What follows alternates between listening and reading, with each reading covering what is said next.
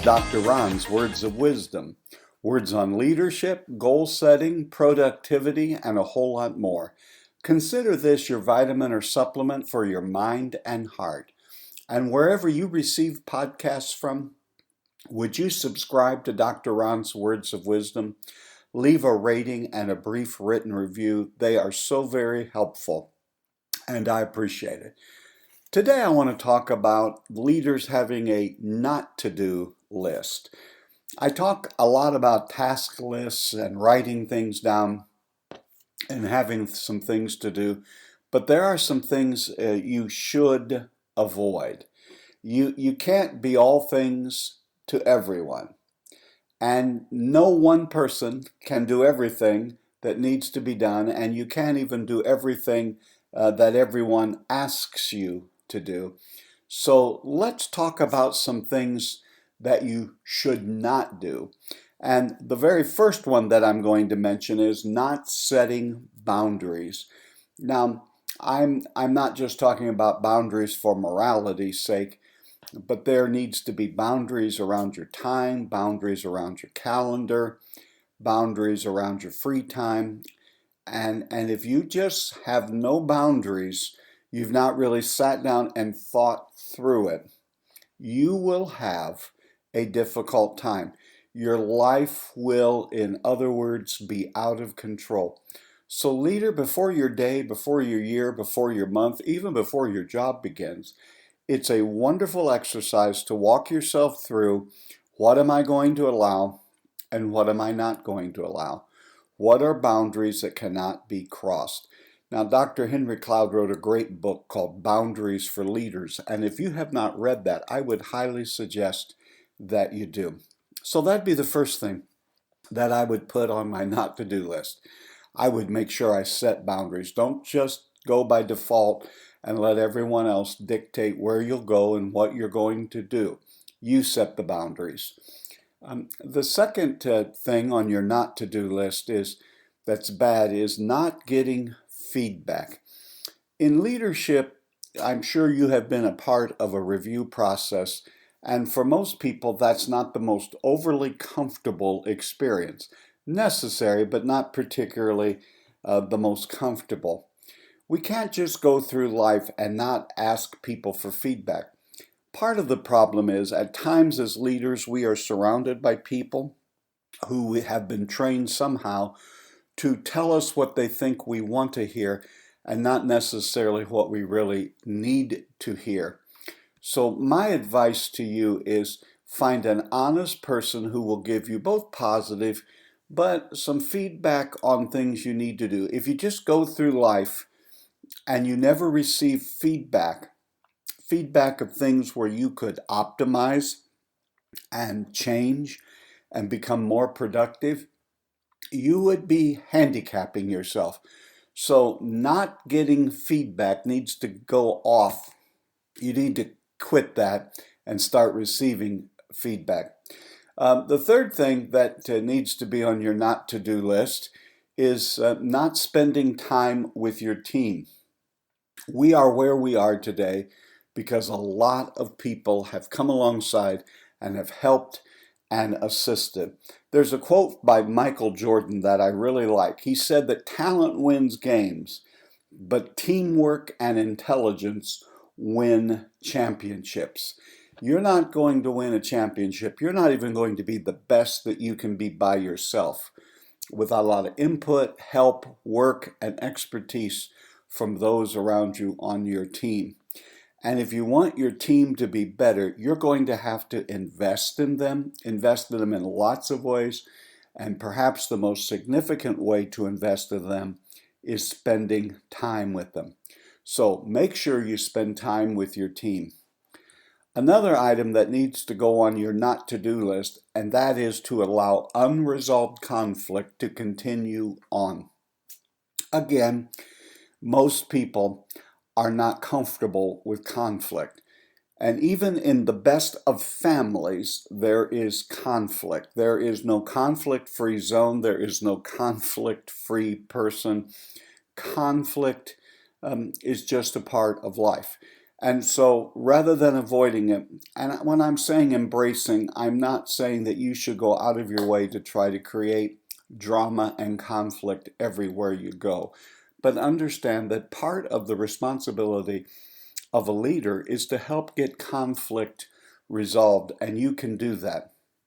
And if you know there's something that's there, something unspoken, there's just this air, there's this cloud hanging over, then sit down, get the people involved, and work your way through the conflict. That is one of the main reasons that a leader is in place, is to help us resolve conflict and work our way through certain situations. The next item that ought to be on a leader's not to-do list is being too hands-off. I'm meeting with 71 individuals, pastors on my district who I have some responsibility for. Because I have prided myself all of my life in being not being a micromanager, I have to fight the other side of that.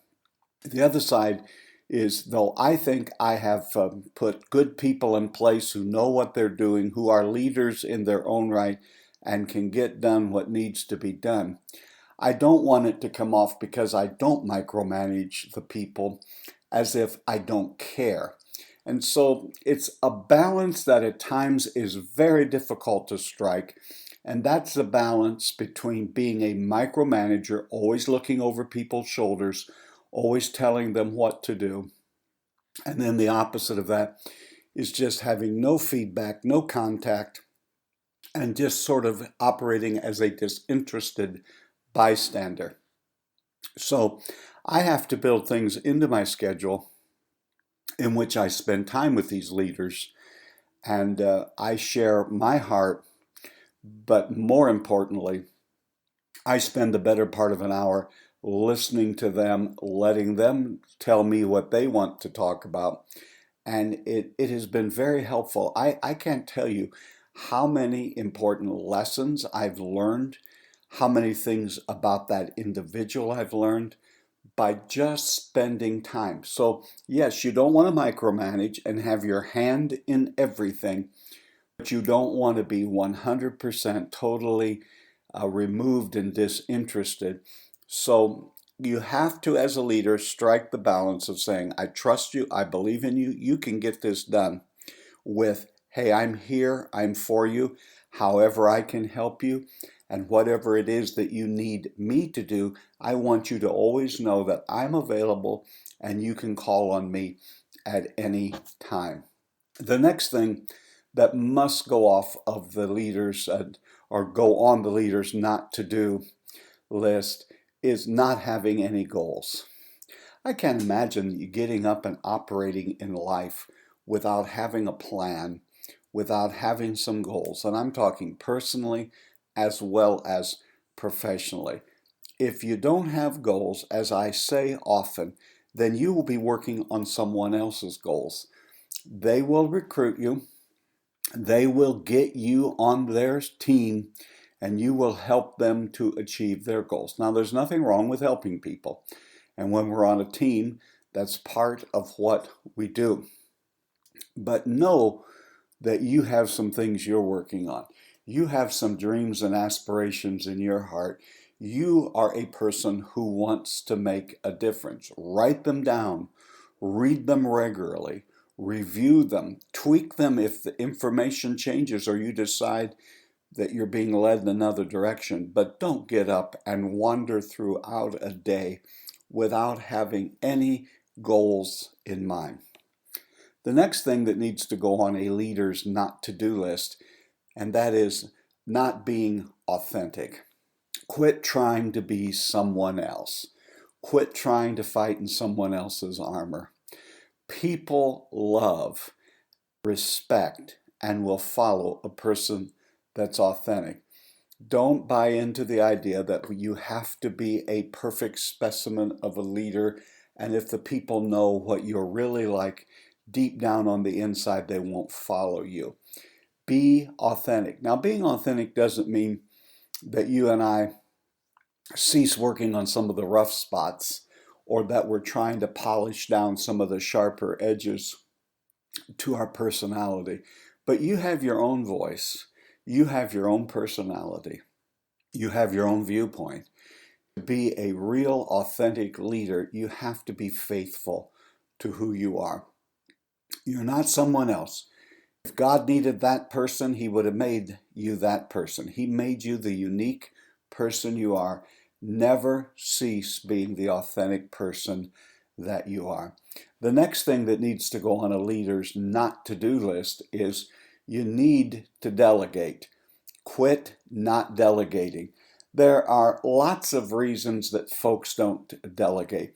One thing is that leaders are usually some high achievers, and they have been used to developing pretty well enhanced skill sets, and no one in your mind maybe can do it as well as you do, or that you have to go behind your team and rework or redo or do correctly.